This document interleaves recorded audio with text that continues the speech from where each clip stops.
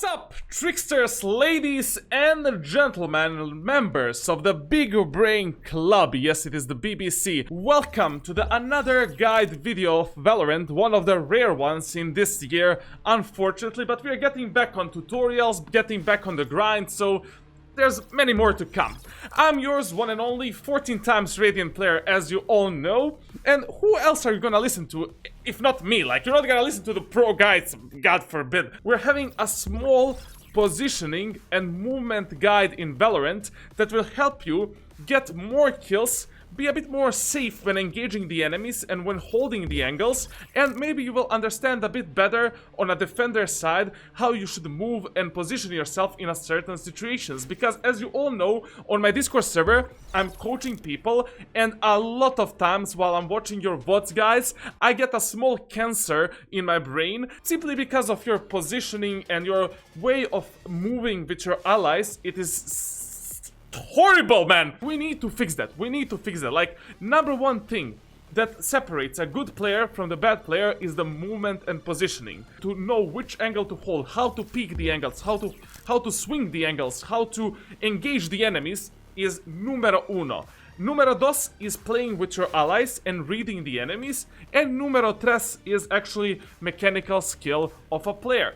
And when it comes to mechanical skill, I feel that ability usage is a bit more important than aim. So aim literally comes to maybe 4th or 5th place when it comes to players' performance and overall skill in Valorant, at least. In CSGO, the story is a bit different. Like in CSGO, movement, positioning, and aim is number one, and like you need to have a good aim to be a good player. But as you know, like I have a shit aim. I didn't do aim training for the past 10 months, and I'm still able to get Radiant consistently. So how do I do that? Based on my game sense, game knowledge, map awareness, and ability to read the enemies and position myself good together with my allies. So today we're gonna do a small positioning guide. I'm gonna explain you how do I hold the angles, how do I engage the enemies, and what things you can implement in your movement, like to kinda have higher chances of killing the enemies in general. But before that, make sure to leave subscribe, leave a like, leave some comment, follow me on twitch.tv/charlatan, and join my official Discord server. Link is down in the description below. No drugs, only cocaine. By the way, a lot of you guys are asking me what is happening with my head. I had a small cosmetic surgery. Like, it is nothing too big, like you're gonna see it, like it's just something that I wanted to do for the past 15 years. I upgraded my 200 IQ chip to 300 IQ, and that is the only thing that changed. The first thing that you need to understand is, when you're holding an angle in Valorant, you're always in a disadvantage compared to the enemy that is engaging you. Why is that so? Because of the ping, because of the server latency, and because of overall way how the Valorant has been built. Like, Valorant doesn't have a really good networking, and it doesn't have a really good, like, peeker's advantage removal. Like when they promoted the game, they said, there's not gonna be any peeker's advantage, abilities are not gonna kill people. Yeah, eat my ass! With a raise ultimate. And with peeker's advantage. In Valorant, if you're statically holding an angle, you're always in a disadvantage. That is the first thing that you need to understand. So when the enemies are engaging you, it is much better to remove that peeker's advantage and to engage them in the same time. If you're holding a position, like it is maybe this cubby area in short, instead of waiting for the enemies to engage you on your crosshair here, if you already hear that your enemies are going chunga chunga chunga chunga chunga chunga chunga chunga, it is much better if you remove their peeker's advantage by moving in the same time as they're engaging you. So you kinda just are all on the even ground, and everything falls down on your, like, crosshair placement, on your mechanical skill and reaction time. So that is the first thing and the most important thing that you need to understand in Valorant. Statically holding an angle is extremely bad. But there are some times where you need to hold an angle, a position a bit more static. Like, we cannot move all the times. For an example, in the short area of the map. Whenever I am holding an angle in a static motion, like I'm just staying in one place waiting for the enemies to come, there are a few rules to follow. First rule is that that angle must be an off angle where I have the angle perception advantage over the enemies. Jesus Christ, is this guy a professor of physics or professor of Valorant? Like, what the hell did he just say? When I'm positioning my own body, my own player, I'm always in some kind of an off angle or unusual position where the enemies will not expect me and where enemies cannot clear me very easily with their utility. So for an example, if I'm playing Jet and I'm playing the short area of the map with a long range weapon like Phantom, I'm always holding the short only from these three positions. From this angle here, from this angle here, and from this angle here. So these are the only three positions that I play in a short area with a long range weapons. Of course, I use this position when there is no one on A site and no one in the short area, and I need to hold multiple angles in the same time. That is also one positioning rule that you should implement in your gameplay. Like whenever you're playing an area of the map alone, for example, your ally dies in short area or in garden, and you're alone on the A site, you cannot defend the A site alone, because the enemies can split you from main, from short, they can go into the garden area of the map and kill you from the rafters, and they can kill your allies in the CT position. So it is much better, if you're in that type of situation, to hold multiple angles and multiple corridors in the same time and figure out how you can position yourself to be useful for your allies, defending the majority of the map in the same time. Like, you cannot be passive in those type of situations. What is the advantage of these positions over, for example, doing something like this? Why is this position so fucking bad compared to this position here? So, the first thing is that this is an off angle. Like, this is an angle that cannot be properly cleared when enemies are engaging me from the short area. You can clear it. Like, in your head, you can imagine that a Jet player can play this position, but it is not something that is usual. Like, this is a very unusual position. When I'm holding an angle, I'm always holding it as narrow as possible. So I'm always disallowing my enemies to fuck me up together. So that is why I'm holding this angle like this. I'm holding this angle like this. Because in those two positions, enemies can never double peek me. If they double peek me, they will line up in the same line, and I will do the collateral damage, and I will collat the enemies and maybe even kill them. Disadvantage of this type of positioning is that I need a high reaction time to actually kill the enemies. But that is not important, because main thing that you're trying to do here is try to get the intel and information for your team if the enemies are coming in that area of the map or not, and you're trying to kill the enemies with the first 3 to 4 bullets in the head. But because we require a high reaction time, I'm always holding the angles and corridors this tight when I have the perception advantage over the enemies. And then I see enemies a few milliseconds faster than they see me. So what is the angle perception advantage? That is the advantage that you gain in certain positions when you're further away from the wall from which the enemies are engaging you. So for example, here, this wall, this corridor is much closer to my enemies than it is towards me.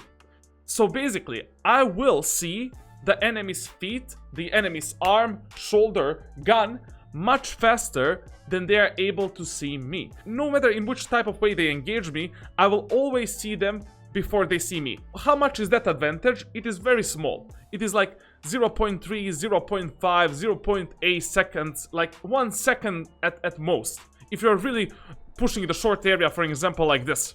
Like, this is the bad way of pushing this area of the map. Because as you can see right here, I don't see the enemy. Like, I don't see the person there. But the person there sees half of my body. Because I'm hugging this wall with my own cojones, basically. And that is a very bad way of engaging the enemies in Valorant. In general, like, you're giving a lot of perception advantage to the enemy that is holding that angle there. Those are all the advantages of holding these narrow positions. And whenever you're holding the enemy's push, you should always try to make sure that that position, in that position, enemies cannot double swing you, double peek you, they cannot fuck you up with some of their utility. Like, the only thing that can fuck me up on this position here is enemy's flash. Like, if enemies smoke me here and here, I don't care. I'm still all good, all right. But the enemy Reyna Flash, Breach Flash can fuck me up, but we always have an escape route. And that is another rule that you need to implement when you're holding a certain angle or a certain area of the map. No matter which agent you're playing, you always want to have some kind of an escape route from the position that you're holding. If I was holding the short area from here with a Phantom, that would be dumb as hell. Because if the enemies flash me right now to the wall here, I have nowhere to escape. I mean, if you're playing Jet, yes, you can escape, like, wherever the fuck you want. But imagine I was playing KO, and I'm playing this angle here. Like, enemies can double swing me, like this, and destroy me like a potato. And then enemies can also flash me here, and destroy me like a potato.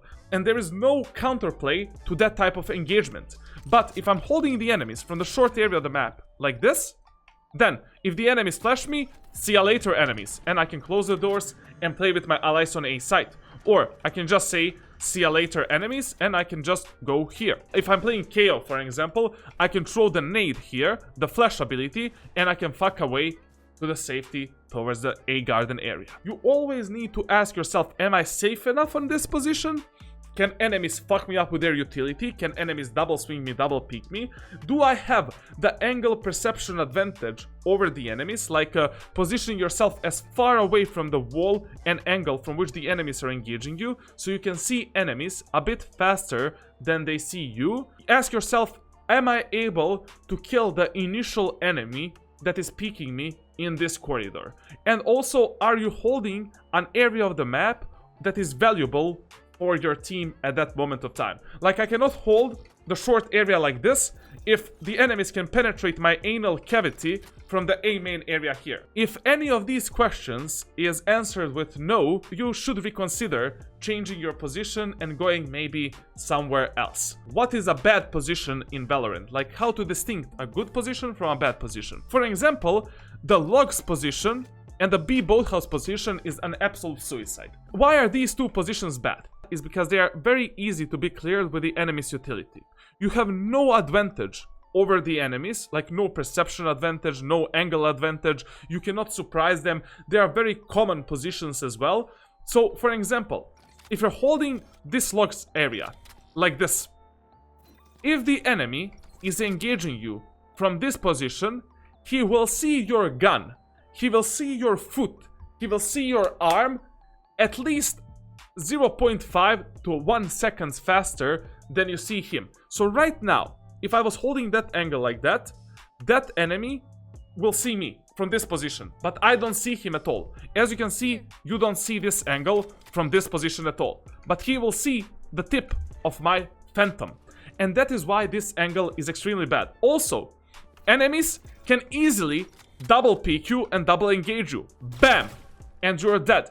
And also, enemies have the peekers advantage in this position, and nothing is working in your favor. That is an example of a really bad angle and an extremely bad position in Valorant. We also have some angles and some positions that look bad, but can be used in a very good way together with your allies to maximize the output and to fuck the enemies up.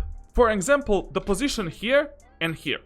This position, if you're playing alone, A site, is extremely bad. Like, this position is scheiße, man. I don't want to see you here alone, because you will get penetrated by the enemies, you will get Molotov, naded, there is nowhere to go. Like, only if you're playing Raze, Reyna, Yoru, Jet, or I don't know who else, like Omen, you can escape this position after you take a gunfight with the enemies, but it is very risky as well. But how to maximize the output of this position? What can we do? So for example, let's say you're playing a match where the enemies have enormous amount of flash utility.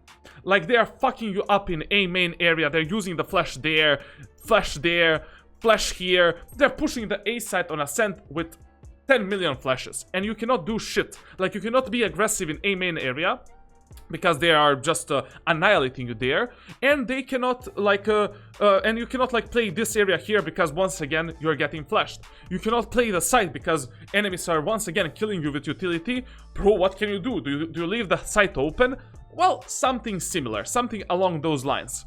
So basically, if something like that is happening for me, I will tell one of my allies to play short, and from short area to watch the A main and short position. I will tell one of my allies to play on A rafters with me to bait for me. And this ally is the pure bait. We don't care what happens to this guy. He can die, he can kill the enemies, he can survive. Like, he can be a survivor. Okay, I'll stop with the cringe. I'm playing this position here. And what is happening in the enemy minds, they will see one enemy here, one enemy here, and if I'm patient enough, if I have trigger discipline and positioning discipline, and I let the enemies enter the site, let my allies take the fights with the enemies, even die, and as soon as the enemies start planting the bomb, I'll have an easy kill onto the enemy that is planting the bomb, one enemy that is maybe playing that angle or somewhere on site, and I can just dash away and fuck to the safety. So that is how you can use these positions that seem bad, but they are really good in a setups together with your allies to counter a certain enemy's utility or a certain enemy's pushes. For example, this position seems bad, but this position is actually really good. This is an extremely good off angle for Raze, Omen and Jet players that you can maximize in one way. So what you can do here is something that I call a double tower setup. So here we had a double bait setup with our allies. Now we have a double tower setup, positioning ourselves on the same horizontal line as our allies and on a different vertical lines. So we are fucking up the enemies from this extreme off angle and abusing this position to the maximum output. So basically, we are playing up there, our ally is playing down here. And we do the double tower setup with our allies, and basically, our ally can watch the A main area for us, we can watch the short area of the map for us, and we can try to double peek the enemies and double engage them in A short and A main area of the map. Because in solo queue environment, oftentimes it will happen for you that the enemies are splitting you from A main and A short, but they will not split you in the same time. Because communication in solo queue is 0, team play in solo queue is 0, executes are 0. Only thing that can fuck you up on these positions are the flash abilities. So if you see that the enemies are doing the flash abilities, of course, you're not gonna use this position.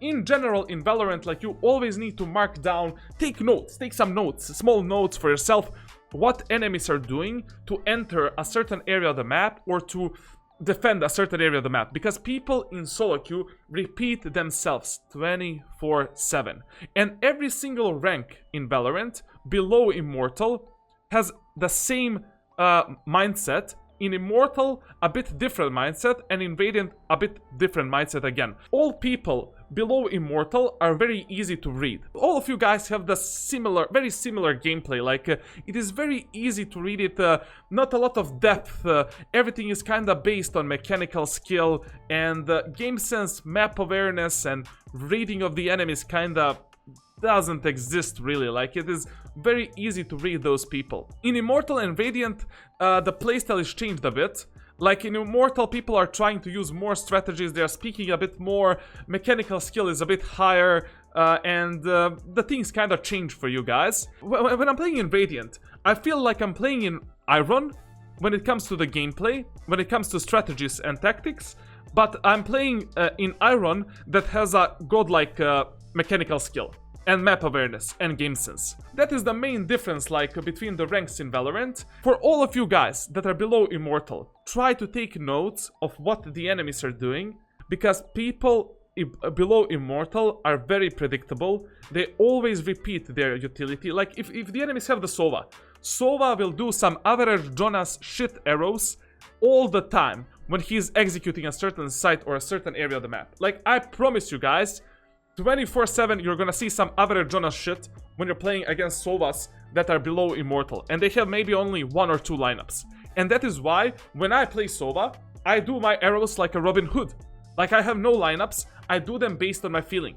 In the same way that I'm playing KO as well. The only time when lineups are good with Sova is at the start of the round, and it is in the post-plan situations. When you're holding an angle like this, you should follow all the rules that I explained to you before when you were holding the angle in the short area, like holding it very narrow, trying to take the gunfight with the first enemy, trying to kill the first enemy with like 4 to 5 bullets, and then repositioning yourself somewhere else. Like on these narrow positions, you're not staying for a full gunfight. You're just trying to kill the enemies with the first 4 to 5 bullets and you're fucking away. You're changing your position to some other good angle and good position. The main mistake that I see in these angles is that people are holding them way too wide. For an example like this is a very bad way of holding the A main area of the map. So this should be a bit more narrow, a bit more tight. The problem of this type of a position, it is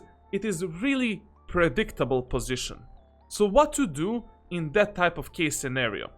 Like right now, I'm holding an angle which people love to hold like 50 to 60% of the times. Like it is a predictable position, easily pre-fireable. Like enemies can just come through here and do this, like in Radiant and Immortal, and I'll just get fucked in the ass. And like I cannot react on that because the enemy has the peeker's advantage. Move!